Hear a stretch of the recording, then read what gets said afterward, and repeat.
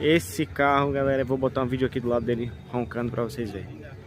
Pensa num negócio pra fazer barulho e pra chamar atenção. Cara, que carro biturbo.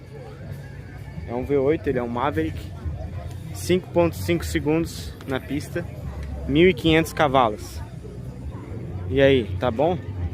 Será que anda? Olha o tamanho desse pneu aqui, galera. Olha o tamanho desse perfil. Caraca, isso é lindo demais. E aí por dentro, pelado, todo aliviado.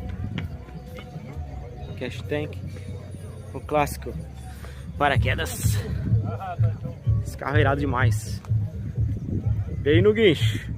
Vem no guincho. Um abraço.